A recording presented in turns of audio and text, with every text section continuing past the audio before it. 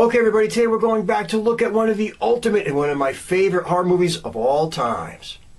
But does it have its flaws?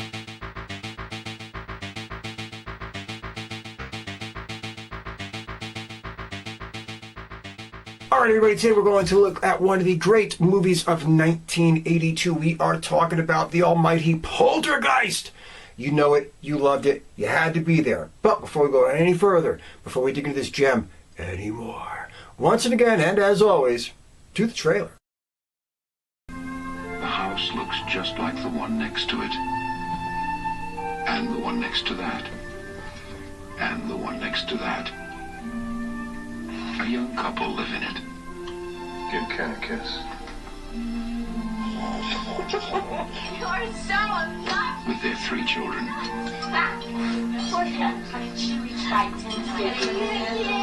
And something more.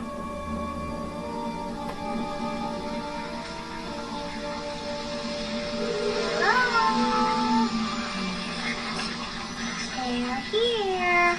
Sweetie, remember last night? Do you remember when you woke up and you said they were here? Uh-huh. Well, who did you meet who was here? TV people. Something's funny going on here next door. Something, We were wondering if maybe you had experienced any disturbances lately. what kind of disturbances? I don't know what hovers over this house. I've never sensed anything like it. That thing is in there with my baby! They're hundreds. Now Steven Spielberg crosses a frightening new threshold into a world within our own. Its form is revealed. What is it? Its focus is clear. And the games are over.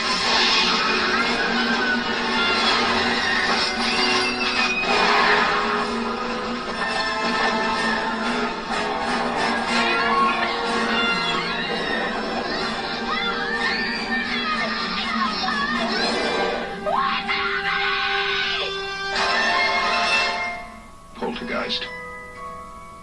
It knows what scares you.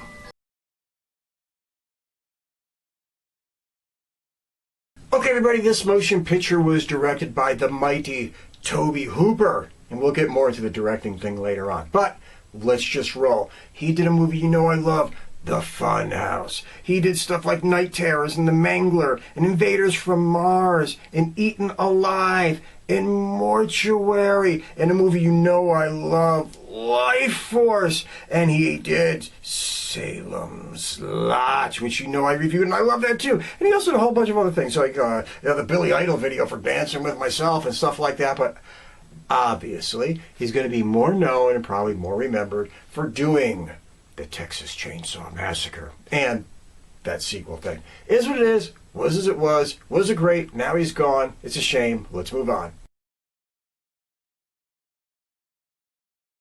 Playing Steve Freeling, Craig T. Nelson. Let's do this. We're talking about he was in little things like Stir Crazy and Injustice for All and Private Benjamin and Silkwood and All the Right Moves and Action Jackson. Well, he wasn't Action Jackson, he was the bad guy in it, but whatever. And Ghost of Mississippi and The Killing Fields and Blades of Glory and TV, Wonder Woman, WKRP in Cincinnati, Call to Glory, My Name is Earl, and he had his own show there for a while, which is a pretty decent sized hit. Coach. Does anybody remember Coach? Maybe, maybe not. Let's keep moving. Playing Diane Freeling. And everybody's favorite little cute, hot as hell mom next door, JoBeth Williams. Let's do this. We're talking about she was in stuff like Kramer versus Kramer. She was in Stir Crazy. And she was in Endangered Species, which you knew I review and I love. And Desert Bloom. And Teachers. And Wyatt Earp. And American Dreamer. And The Dogs of War. And Switch. And The Big Chill. And of course, a lot of TV. Everything from like, Frasier to Heart of Dixie. You pop in, you pop out. Is what it was. Let's keep going. Playing Dr. Lesh. Beatrice Straight. Do you know she was a member of the famous Whitney family? We know about all of them up in upstate New York. Man, those people were loaded. Is what it was. Let's keep moving. Of course, she was in stuff like Phone Call from a Stranger, and Network, and The Nun Story, and The Young Lovers, and Two of a Kind, which really sucked, and in The Formula, and The Promise, and she was on TV and everything from Ben Casey to St. Elsewhere, and she did a lot of stage work too. So, she was actually a really good actress. Popped in, popped out, is what it was. Let's keep going. Playing Dana Freeling, Dominique Dunne. Yes, we know what happened. Yes, it was a horrible, horrible tragedy, and it was disgusting, and all that kind of stuff. But let's just go down the list of what she was in the time that she was here. She was on TV. She popped up in little things like Chips and Heart to Heart and Fame and Hill Street Blues and Breaking Away and Family and The Quest. And she popped up in a host of little TV movies too. Her career was short. Her life was short. It is what it was. It was horrible. Let's just keep going. Playing Robbie Freeling, Oliver Robbins. Not much of a career. I mean, he popped up in Airplane 2 and Twilight Zone the movie and Poltergeist 2. And he went on to do a little few things behind the cameras, directing some stuff here and there. But basically, this is his claim to fame, plus a couple other little movies around that same period of time. Is what it was. Let's keep going. Playing Tangina, Zelda Rubinstein. Yeah. Let's look around. She was in little things like Under the Rainbow and Teen Witch and 16 Candles and Frances and Witchcraft, and she did some TV and voice acting. Admit it, once you get that voice in your head, you're not going to forget it. This house is clean. Is what it is, way it went.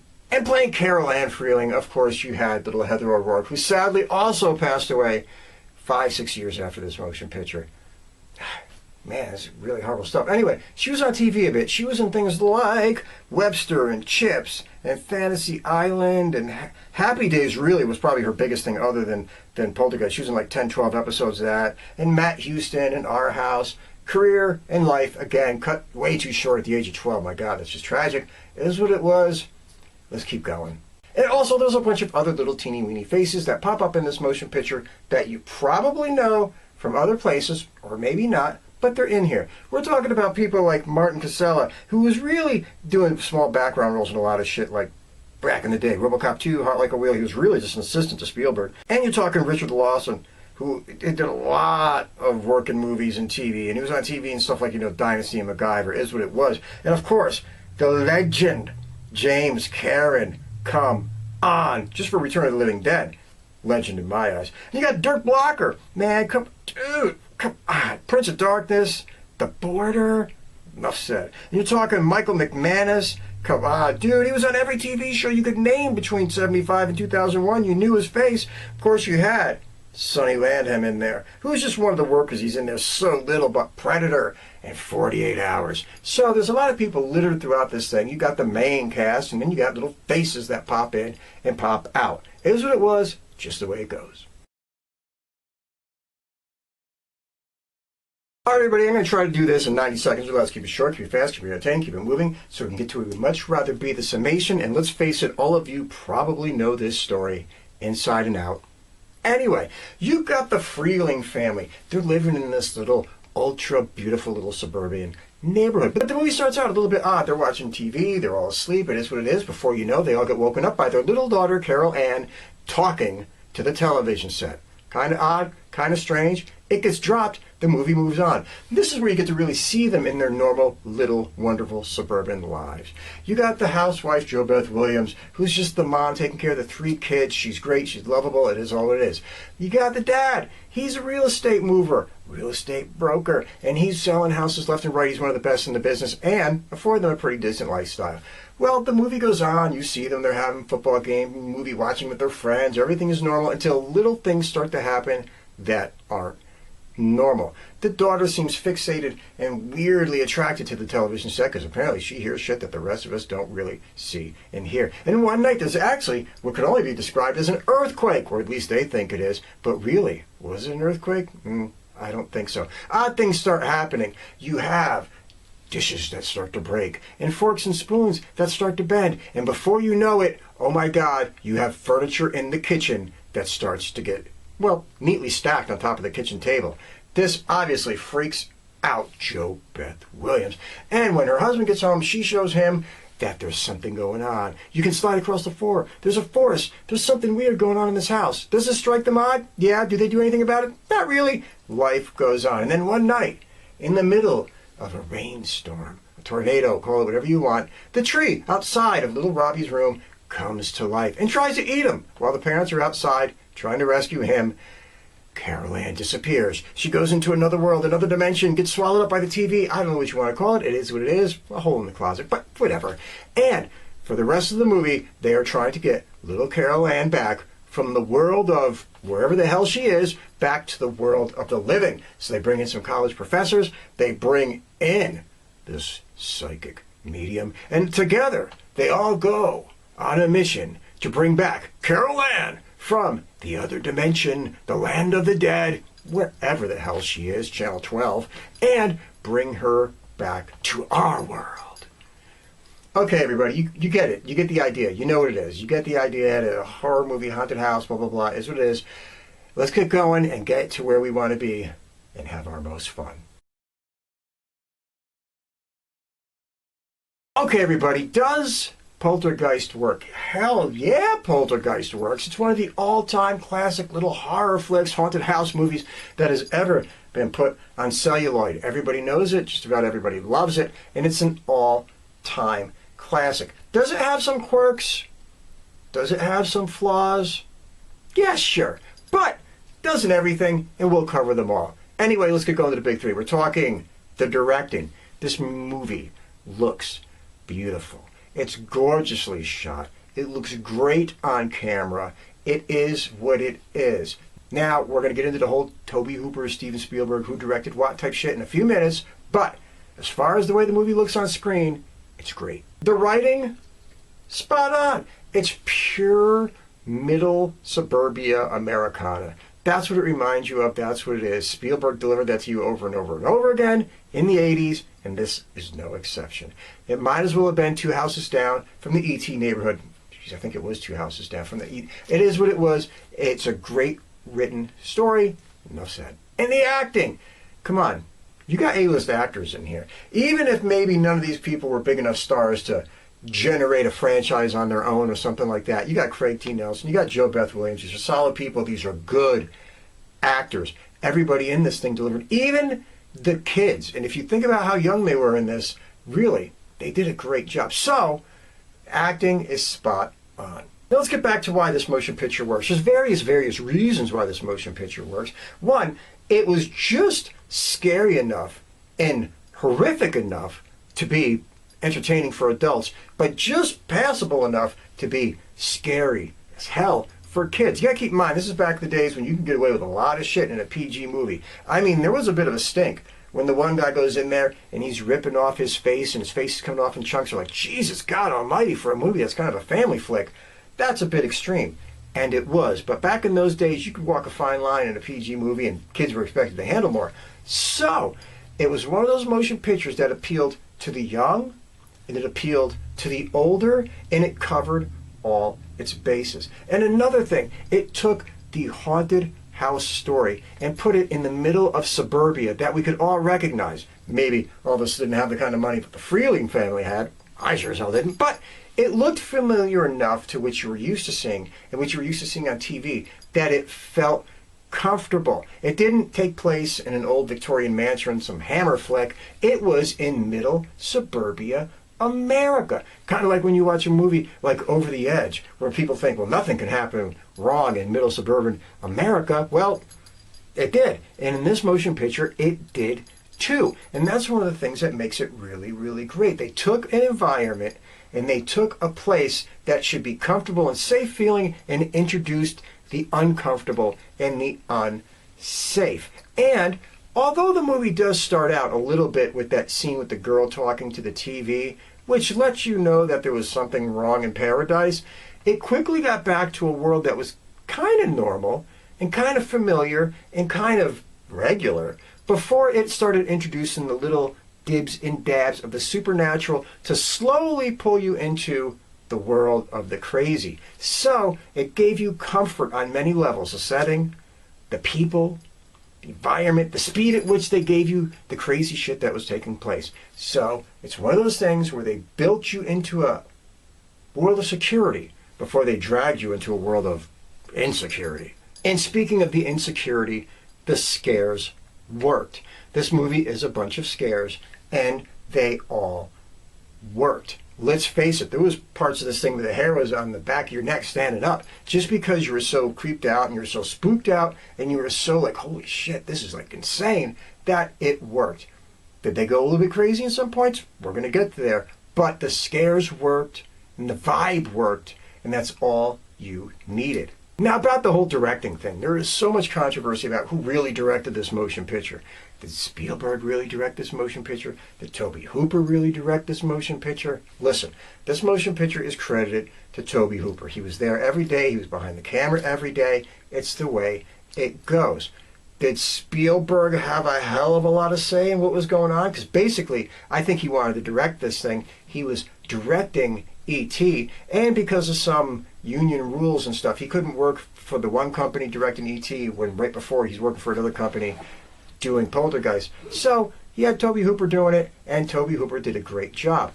But yes, there's a lot of stuff in here that looks like a Steven Spielberg motion picture. And if you look on the internet, you will see that there is actually storyboards that Steven Spielberg laid out for Tobe Hooper to follow. There's a lot of scenes in this thing where you look at it and you say, that's a Spielberg shot. That's a Spielberg shot, especially the Spielberg look. You know, when everybody's like looking up at the UFO or the ET or the whatever it is, everybody in that movie does like a zoom into that look. It's in this motion picture too. You can tell he's storyboarded a lot of this thing, and it is the way it goes. But there's also some scenes where you're like, I've seen that shot before in Life Force. I've seen that shot before in Funhouse. So it really goes back and forth. It is what it was. But even if Tobe didn't have complete control of this motion picture, it doesn't matter, because his legacy is cemented with all that other shit that I named, whether it was Funhouse, whether it was Texas, whether it was Salem's Lot. Doesn't make a difference. Tobe's place is cemented in history. Now, as with anything great, is there going to be some things that maybe haven't aged well, or just you look at and say, well, that's goddamn stupid? Yes, there's going to be things like that. I mean, as I was giving you the story for this thing, I'm sure when I was saying, well, the big tree in the backyard tried to eat the boy, and while it's eating the boy, the girl got sucked into a hole in the closet. You're sitting there, and if you didn't see the motion picture and somebody explained this to you, you'd be like, what B-level dumb shit is this? The story is utterly goddamn ridiculous. And to a degree, if it wasn't so expertly shot and expertly done, this thing could have easily been the biggest B-movie, stupid-looking bomb piece of trash on planet Earth. Because the story in and of itself is kind of silly. Also, other continuity errors. There's continuity errors. My most egregious one that drives me crazy is that right when Robbie got pulled out of his bedroom, the tree came right through the goddamn window, broke out the window, the shades, everything, and took Robbie outside. 2 minutes later, they're looking for Carol Ann, who happens to share a bedroom with Robbie. And the shades are back, the window's back, everything looks normal, the room is fucking perfect, and you're like, wait a minute, didn't a giant tree with 2 tree hands just come in here and grab Robbie and suck him out? What? How did the fucking window get, what? There's things like that. Not a lot, but that's the most egregious and the one that jumps out at me the biggest. And yes, finally, there's probably no parents on planet Earth that would act like this in this situation. At least you hope. I mean, let's be realistic. Their daughter was just sucked into a vortex. Her bedroom has crazy shit just flying and levitating everywhere. They can only talk to her through the television set. And they seem to be taking this fairly well. I mean, the father, I don't know, at least they made him look like he was really stressed out, the growth on his face, he looked like shit. They made JoBeth Williams look like she spent half of her days in the mirror fixing her hair and putting on the right outfits and shit. And you're just like, shouldn't this be throwing people a little bit more? Wouldn't you call the cops, CIA, FBI, NASA, fucking anybody to figure out what the hell is going on off the get-go? It's just kind of weird. I mean, there's parts where like, the kid's missing. All kinds of straight. You know she's living somewhere in the house. You can't find her. She's in another dimension. And they're just like doing laundry. And you're like, fucking what? And of course, after they bring her back, after she winds up back in our dimension, away from the demon and all the souls that are chasing her, they hang out in the house, and before they move out, they say, hey kids, why don't you go back in that bedroom and, I don't know, just take a nap. Don't worry. Zelda Rubinstein said the house is clean. Fuck it, nothing to worry about. Yes. Yes, as you watch that sometimes, if you've seen the movie a lot, because you won't really think about it too much maybe the first time because you're so engulfed in the look and the vibe and the mood. But as you watch it over and over and over again, you're going to be like, what are these people doing? What are they doing? Nobody would do this. You would grab your car keys the minute that kid came through the membrane and been like, fuck this, and you're gone. You're living with a relative. You're staying in a motel. You're not hanging out in that house under no circumstances. But, hey, if they did that, you wouldn't have a movie. Anyway, everybody, get out there and check out Poltergeist. No, not that cheesy poof remake they made in 2015, 16, 17, whatever the hell that thing was. Watch the original. Watch the Tobe Hooper, Steven Spielberg Poltergeist. And give Tobe Hooper a lot of respect in this, because a lot of people at the time, they almost forgot about him involved in this. It was like the summer of Spielberg, E.T., Poltergeist, E.T. Tobe Hooper was behind the camera in this. He did some of the story creation for this. So give the man his respect. Remember that as you're watching this thing, and enjoy what is one of the truly great Middle America horror movies of all time that took scares out of the castles and they put them in the 3-bedroom, 2-bedroom, 2-bathroom, whatever the fuck houses in the middle of California. Okay, everybody, once and again, and as always, be good. Take care. Stay out of trouble. Always help a friend. Be kind to a stranger. But above all else, never, and I mean ever, under any circumstances, anywhere, anytime, any place, take any bullshit from anybody. See you soon.